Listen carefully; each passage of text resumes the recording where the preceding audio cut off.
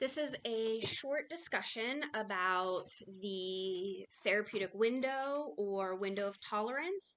It's called different things depending on what discipline or where you practice.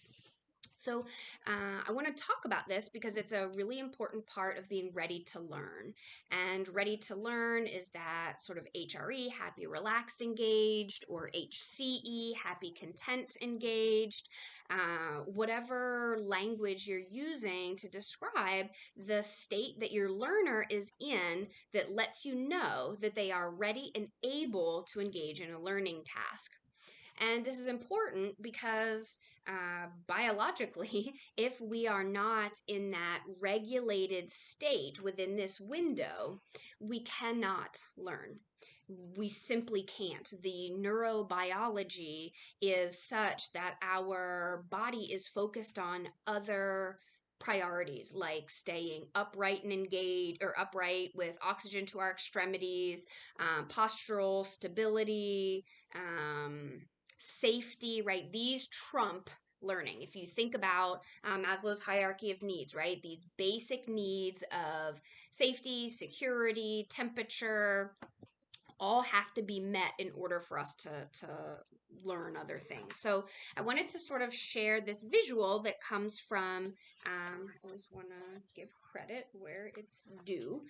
This is some psychoeducational aids that are created by Dr. Janina Fisher. That is a book that I use, some visuals that I use a lot in therapy as a psychologist, particularly around trauma or anxiety. So this language that's being used here is the window of tolerance. And so I'm going to use the window of tolerance and the therapeutic window pretty interchangeably. So this is where we need to stay, right? In this area. This means that feelings and reactions are tolerable. We can think and feel simultaneously, and our reactions adapt to the situation. I can tolerate being a human on earth. And if I'm able to tolerate these things, then I'm in a pretty regulated state. I can learn, right? I can hear the things that you're saying to me. My brain is able to take in information that is not about life or death or basic needs, right? We only have the capacity to do that when we're in a regulated state. Oftentimes people know that hyper arousal or too much arousal can be difficult. The signs of this: emotional overwhelm, panic, impulsivity, hypervigilance, defensiveness, feeling unsafe, reactive, angry, racing thoughts, hungry, thirsty, heart rate racing.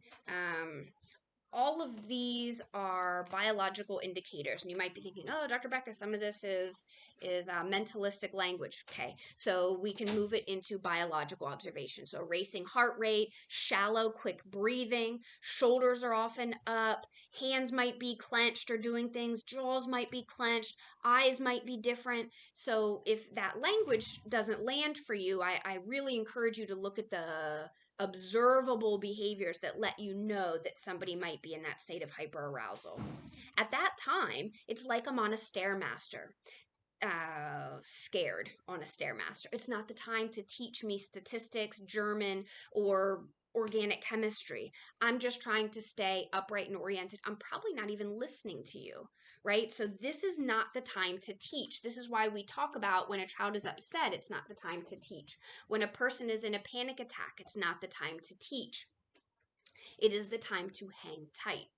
People often think about this as it relates to those competing behaviors, so a tantrum, but it's important to remember that it's any escalated biological state, which can also be excitement. Again, remember, it's those same biological indicators: racing heart rate, shoulders might be up, lots of movement, fists clenching, or tight muscles. It is enjoyable, right? They're having fun, but their body is still in a state that their brain is not accessible to instruction. So then we've got hypo arousals, which means too low, tired, sick, lethargic, whatever that means, but that there's low energy, so low that they're also not regulated. And so we've got to keep folks in here. We've got to stay in here, right? When we're up here, even if it's positive hyperarousal, you're up. And so it's a real quick switch to being uncomfortable hyperarousal, right? Which can be tantruming, self injurious behaviors, eloping, a variety of maladaptive behaviors, or behaviors that get in the way of learning, right? And then when you're up, it can quickly turn into that uncomfortable or not good, hindering, competing state. So we don't want to let our kids get too high either. We want to avoid hyper activation and hypo activation, regardless of whether it's desirable or undesirable. We got to stay in this window. So just like we want to look for those precursor behaviors, those early indicators that a child is escalating, which we often think of as it relates to competing behaviors or undesirable behaviors, we really need to do the same for those behaviors that let us know that a child may be getting into that hyper state, period, right? We want them to have a good time.